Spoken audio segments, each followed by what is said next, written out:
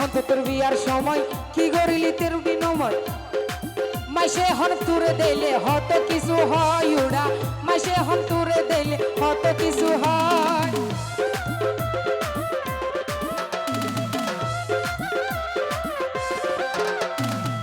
এখন তো তোর বিয়ার সময় কি করিলি তার বিনিময় মাসে এখন তুরে দিলে হত কিছু হয় ও ভাই মাসে এখন তুরে দিলে হত কিছু হয়।